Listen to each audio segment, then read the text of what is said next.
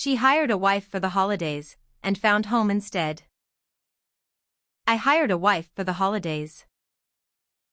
Chapter 1, Terms and Conditions of Temporary Matrimony. Karen Hsu signed the contract at 1:03 a.m., which was, historically, when she made her strangest decisions. The website looked alarmingly legitimate for something called Wife Right Now, soft pine green palette, photos of well-lit couples holding mugs, a discreet tagline, because love isn't always on schedule. There were checkboxes for dietary restrictions, boundaries, safe words, including mistletoe, and whether the wife should be PDA-friendly, pet-competent, and ant-proof. Karen clicked yes on ant-proof twice. Her mother's last voicemail still played in her skull. Bring someone for Christmas this year, darling. Your cousins are bringing spouses and tiny humans. Your grandmother keeps asking if you're busy. Busy meant broken. Busy meant unmarriageable. Busy meant the high-gloss lifestyle magazine Karen wrote for and the 37 deadlines she wore like armor. She poured tea over the contract, realized that was not how contracts worked, put the kettle down, and typed out her preferences. Event, Family Holiday Week, December 22nd to 27th. Role, wife, believably fond, witty under pressure. Faux backstory, met at a bookstore, argued about whether the Little Women March sisters are queer coding. They are. Boundaries, PG affection, hand holds, shoulder lean, occasional forehead kiss if grandma cries. Special skills desired, pie diplomacy, sarcasm, dazzling sincerity on short notice. There. Reasonable. Contained. She hit submit and stared at the ceiling until her phone buzzed. Wife right now, congrats. You've been matched with Cynthis. Profile notes, holiday chaos specialist. Excellent liar for good causes. Will bring slippers. Cynthis. Like Cynthia misheard in a snowstorm. Karen snorted and told herself amusement was healthier than panic. She invented a face for the name, trim blazer, devastating cheekbones, a smile honed on the bones of corporate men. She tried not to imagine kissing that mouth at midnight while her grandmother clapped. She failed. Her apartment hummed with the refrigerator's opinion. Fairy lights sagged on a timer she never fixed. The tree-shaped candle was still unlit, because lighting it meant admitting it was nearly Christmas, and nearly Christmas meant family, and family meant the ritual humiliation parade of who are you seeing? Asked by people who could not spell boundaries if you monogrammed it on their stockings. Her phone buzzed again. Unknown number. Hey, it's Cynthis. The dot over the I was missing, like a dare. Quick call to set ground rules? I promise not to judge your answers unless they're boring. Karen typed 3 drafts, erased them all, and settled on, now works. Then, I have 0 boundaries around cookies. The phone rang. Karen? The voice was smoke and spruce and something mischievous. I'm Cynthis. Like the crime. Karen, she said, which sounded ridiculous now. Like the audit. Cynthis laughed, bright and unbothered. We're going to crush this. Tell me why we're fake married. My family. Love them. Also they weaponize deviled eggs. Karen paced her kitchen, towing the cat's toy mouse. I need breathing room. A buffer. Someone to redirect my Aunt Celia when she asks about my womb as if it's a timeshare. You need a wife, Cynthis said, amused and entirely unsurprised. Temporary, festive, highly competent. Yes. With slippers. I deliver. Papers rustled. I'll meet you at Union Station on the 22nd, Platform B, red scarf. We'll take the train together so we can practice backstory without witnesses who blood-relatedly judge. Karen leaned on the counter, unexpectedly breathless. Okay. One question, Cynthis added, voice softer. Safe word? Karen glanced at the unlit tree candle. Mistletoe. Perfect, Cynthis said, pleased.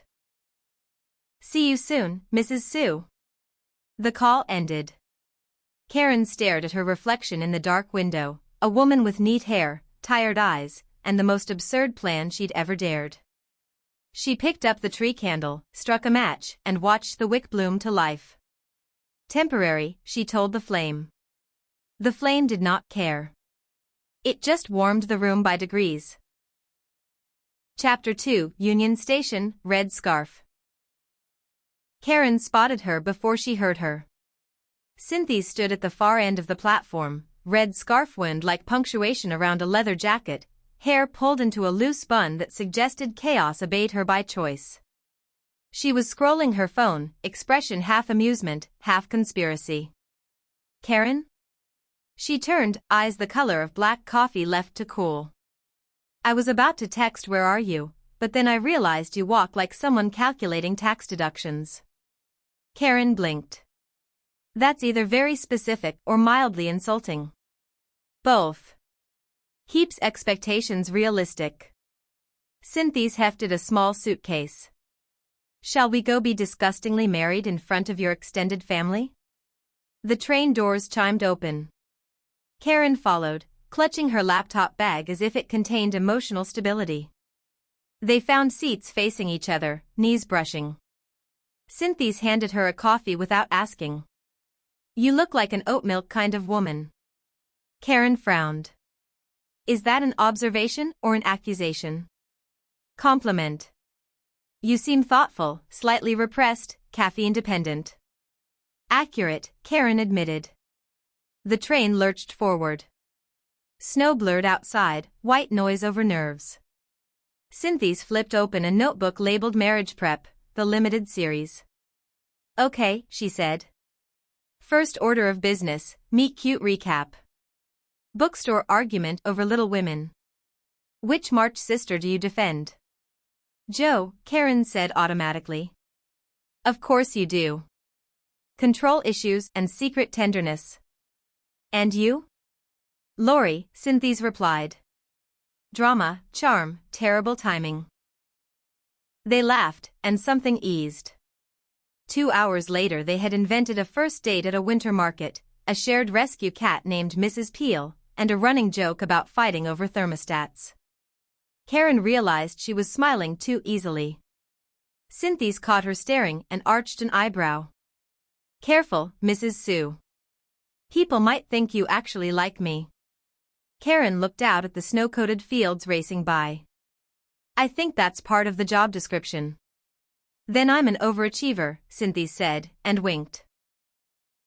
Chapter 3, Arrival at Maple Hollow. The train groaned into Maple Hollow Station like it regretted every decision that led it there. Snow dusted the platform, glittering under the yellow glow of string lights.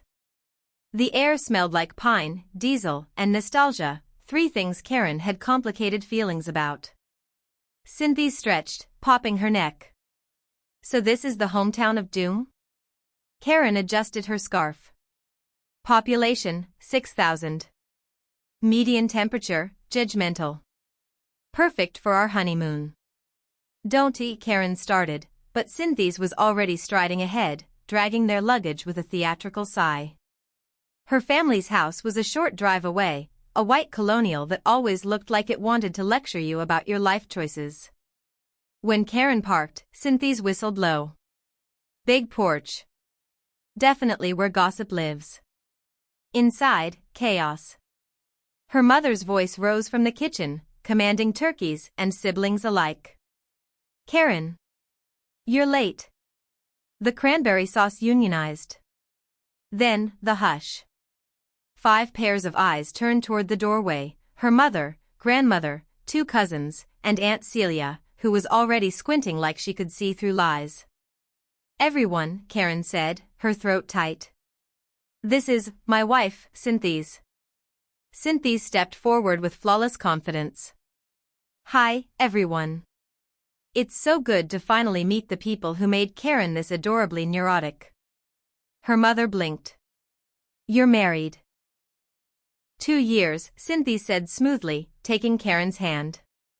We eloped. Very us, really, romantic but efficient. Aunt Celia sniffed. Efficient isn't romantic. Neither are buffet weddings, Cynthis replied sweetly. The silence cracked, then, Grandma cackled. I like her. Karen nearly sagged with relief. Cynthis winked. Told you I'm aunt-proof. Later, unpacking in the guest room, Karen leaned against the door. You're terrifying. Cynthis smiled, unbothered. I'm effective. Also, your grandma just invited me to her bridge club. Karen groaned into her hands. We're doomed. Maybe, Cynthis said, sitting beside her. But we'll look incredible while it happens. Outside, the snow began again, thick, relentless, and strangely forgiving. Chapter 4, The Snowstorm Clause. By morning, Maple Hollow had vanished under a thick quilt of snow. The news said the roads were impassable, which felt dramatic until Karen opened the curtains and saw her car buried to its mirrors. She groaned. I have deadlines, a cat who hates abandonment, and a fake marriage to maintain. The universe has terrible comedic timing. Cynthis was sprawled on the guest bed in plaid pajama pants and Karen's hoodie, flipping through a stack of Karen's old photo albums. Correction, fake holiday marriage. Limited engagement. No refunds. Karen threw a pillow at her. Cynthis caught it one-handed, grinning. Relax. Snow days are good for bonding. We can build credibility. Maybe even a snowman marriage counselor. Downstairs, the family was already buzzing, her mother clucking about the blizzard, her grandmother knitting like she could outlast the apocalypse. Well, her mother said, looks like you're snowed in here for a few days, Mrs. Hsu. Cynthis smiled. No better place to be. Karen choked on her coffee. The day passed in domestic absurdity. Cynthis insisted on helping bake cookies, which ended with flour on her nose and the oven timer serenading them like a dying bird. Her charm worked like a heat lamp, everyone leaned toward it. Even Aunt Celia, eternal skeptic, laughed when Cynthis pretended to conduct the family's chaotic caroling. That night, the storm deepened. The windows shook like an old man clearing his throat. Karen stood in the living room, firelight gilding her face, watching snow blur the world beyond. Cynthis handed her a mug of cocoa. Your family adores you. You know that, right? They adore the idea of me. The edited version. Then maybe, Cynthis said quietly, you needed someone to help you unedit. Karen looked at her, really looked. The way the firelight turned her eyes into something alive. The distance between them shrank, filled with breath and possibility. The wind howled outside. Inside, something even louder began to move. Chapter 5, Fake Wife, Real Butterflies. That night, the house slept heavy. Even the pipes seemed to sigh. Karen couldn't. Her mind replayed the same reel, Cynthis's laugh, Cynthis's hand brushing hers while passing cocoa, the way she said unedit like it meant unhide. She padded down to the kitchen in socks and found Cynthis already there, perched on the counter, legs swinging, eating pie straight from the tin. You're supposed to be my respectable wife, Karen whispered. Respectable wives get boring fast, Cynthis said, licking a crumb from her thumb. Pie? Karen took the fork. The crust crumbled like good decisions. You're going to make them suspicious if you keep acting like this. Acting like what? Like you're enjoying yourself. Cynthis tilted her head, studying her. Maybe I am. Maybe you're not the only one who needed an escape. Karen leaned against the counter beside her, the tile cold through her flannel pajamas. Escape from what? Cynthis smiled, but it didn't quite reach her eyes. Ask me after Christmas. A beat of silence. Then Karen said softly, you don't have to pretend with me. Cynthis looked down at the pie tin, tracing the edge. I'm good at pretending. That's why people hire me. Karen's hand found hers without permission. That's not what I meant. When Cynthis looked up, the air shifted. The playful edges softened, revealing something quieter, braver. This part wasn't in the contract, Cynthis murmured. I don't care. The moment stretched. Karen could hear the tick of the kitchen clock, the whisper of snow against the windowpane. She half expected the world to interrupt them, the heater kicking on, her mother walking in, something to keep this safely hypothetical. But the world stayed still long enough for Cynthis to lean forward, her voice barely a whisper. You're dangerous, Mrs. Hsu. Karen smiled faintly. Good thing you're licensed. And then she kissed her, soft, brief, terrifying in its ease. Outside, the wind rattled the shutters. Inside, everything was suddenly, gloriously unedited. Chapter 6, Morning after the make-believe. Karen woke to the smell of coffee and guilt wrestling somewhere between her ribs. Sunlight bled through the curtains, turning the room golden dizzy. Cynthis was gone, but the other half of the bed still held the heat of her body. The memory of that kiss, soft, unhurried, absolutely unscripted, looped in her head like a song she didn't know the words to but couldn't stop humming. Downstairs, voices floated from the kitchen. Cynthis' laughter cut through them, bright and easy. And then she looked at me like I'd just proposed during a commercial break. The family roared. Karen groaned. Of course she was already charming the breakfast table. She walked in, hair tousled, face flushed, trying for casual. Cynthis slid her a mug of coffee, grinning. Morning, darling. I told them you're not a morning person. You told them what? It's believable, Cynthis whispered, leaning close enough that Karen could smell the cinnamon on her breath. You scowl very authentically before caffeine. Her mother beamed. You two are adorable. I told your father we'd see this day. Karen's father grunted behind his newspaper. You didn't say she'd marry a comedian. Worse, Karen muttered, I married an improv troupe. Cynthis laughed, warm and effortless, and squeezed her hand under the table. Karen tried not to melt. After breakfast, they escaped to the porch. The snow had stopped, the world hushed and knew. You're too good at this, Karen said quietly. It's dangerous. Cynthis raised an eyebrow. Dangerous like felony? Dangerous like. I might forget it's fake.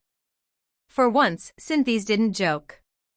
She stared out at the endless white, her breath visible in the cold. What if it doesn't have to be fake? Karen's chest tightened. You said this was just for the holidays. I did, Cynthis said. And I meant it. Until I didn't. The wind caught Cynthis' scarf, wrapping it briefly around Karen's wrist before slipping free. It felt like a metaphor too on the nose to ignore. Karen exhaled, half laughing, half terrified. You're chaos. Cynthis smiled softly. And you keep inviting me in. Chapter 7, Confessions in a Snowdrift. The afternoon sky bruised into lavender as the day collapsed into early dusk. The house buzzed with preparations for the annual Christmas Eve dinner, pots clanging, laughter spilling down the hall, her grandmother humming war songs disguised as carols. But outside, the world had gone still. Karen and Cynthis stepped out to the porch, coats half-zipped, the cold biting their cheeks. Needed air, Karen said. Needed distance, Cynthis corrected. Your mom was about to ask for our wedding photos again. Karen groaned. We're going to have to fake an anniversary next year. Cynthis smirked. Bold of you to assume we'll survive until then. They crunched through the yard toward the big maple tree. Snow coated every branch like thick frosting. Cynthis crouched and scooped up a handful, sculpting it into a messy ball. Karen frowned. Don't you dare. The snowball hit her squarely in the shoulder. Oh, it's on, Karen hissed. For 5 glorious minutes, professionalism, contracts, and awkward boundaries vanished. They were just 2 women shrieking in the snow, ducking behind drifts and pretending the world didn't care who saw. Cynthis moved like a spark, reckless and bright. Karen, precise and strategic, waited until Cynthis laughed too hard to defend herself and lobbed one right into her chest. Cynthis fell back, laughing until her breath steamed in the cold. "You fight dirty, Mrs. Hsu." Karen grinned, breathless. "It's in the prenup." They collapsed side by side, snow crunching under them, the sky overhead vast and pale. Cynthis turned to her, smile fading into something rawer. "You know, when I signed up for this gig, I thought it'd just be jokes and awkward photos. But you make it hard to remember where the act ends." Karen's throat tightened. "That's not fair." "Maybe not," Cynthis said softly, brushing snow from her sleeve. "But neither is pretending this doesn't mean something." The wind carried their silence. Then Karen reached over, gloved fingers tracing the edge of Cynthis' hand. "You're freezing," she murmured. "Then warm me up." It wasn't a joke. Not this time. Chapter 8, The Firelight Truth. The world shrank to firelight and breath.